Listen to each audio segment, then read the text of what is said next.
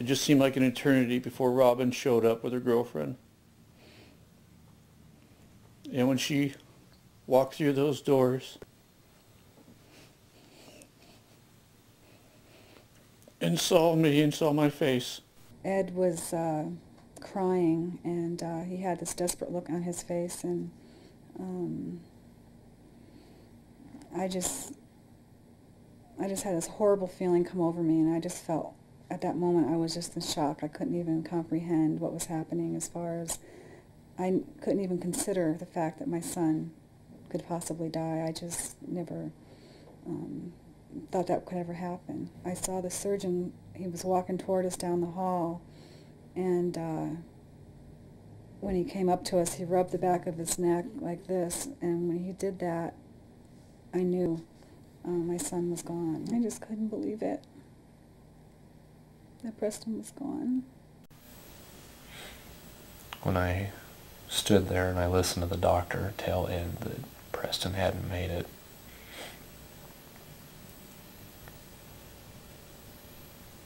I can't even begin to tell you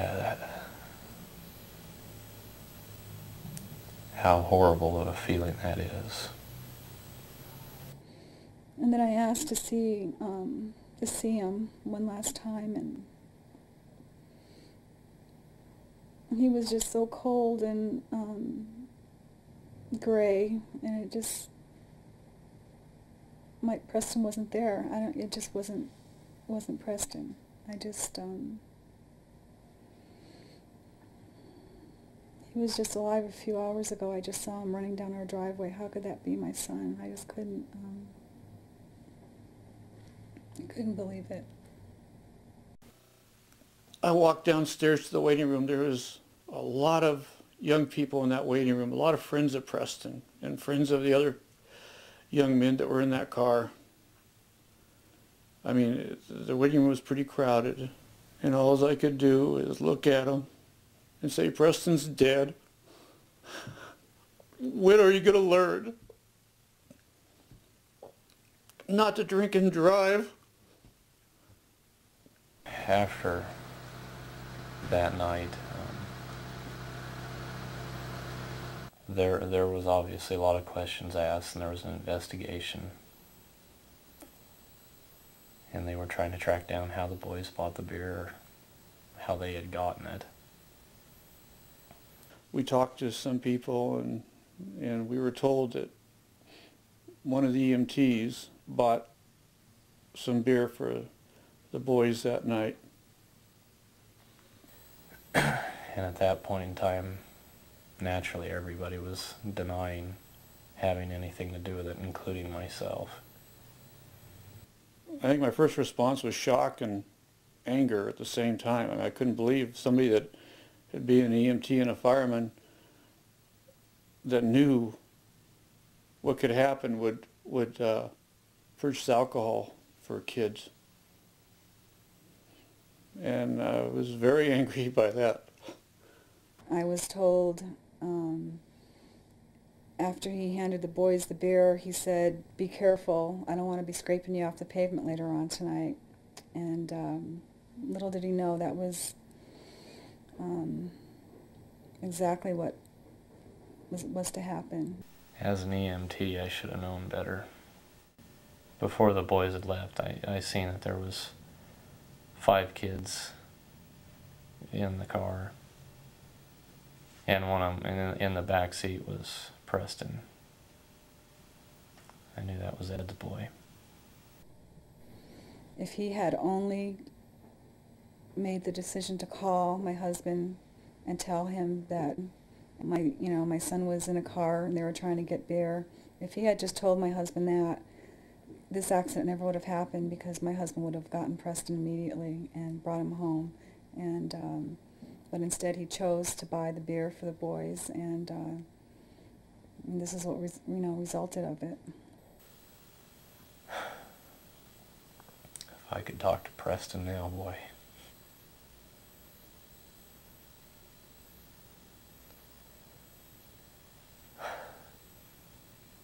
I don't know that I know what to say.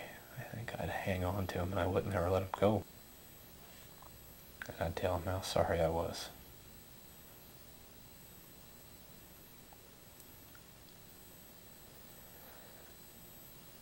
How sorry I was that I gave in and bought it for him.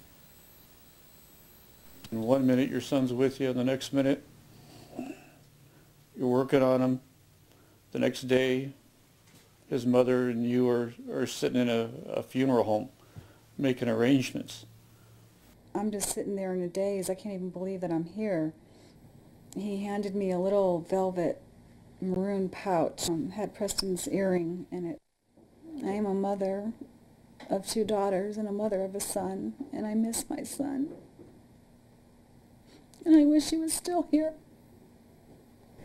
The pain is so enormous that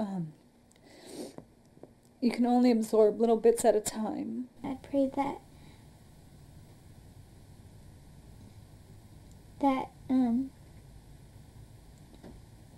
he's in heaven, and that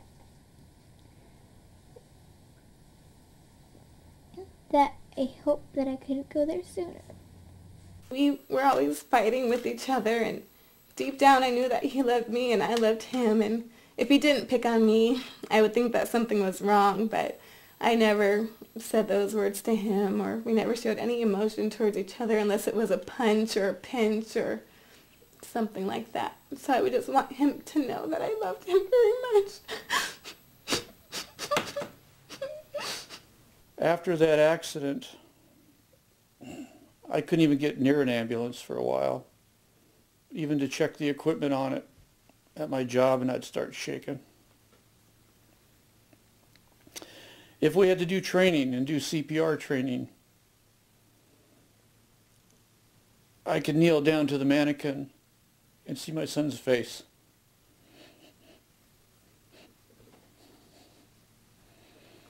I thought I was through as an EMT and a fireman. I didn't think I was going to be able to get it together.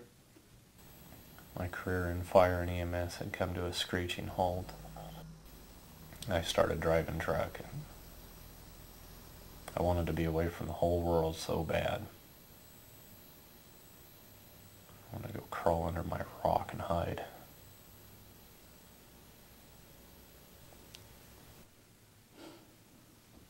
The speed killed him. The alcohol killed him. Making one wrong decision by those boys that night killed him. The EMT that bought him the alcohol. All these were contributing factors. But it all starts with wrong decisions. And if you make one wrong decision and decide to drink, don't make a second and start driving. Because you could put your friends and family through hell. I know people say, or they think, that it can't happen to them. And there's a good chance that a lot of you it may not ever happen to.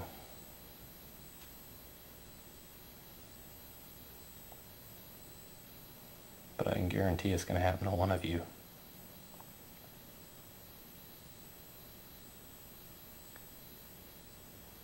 And boy, am I sorry.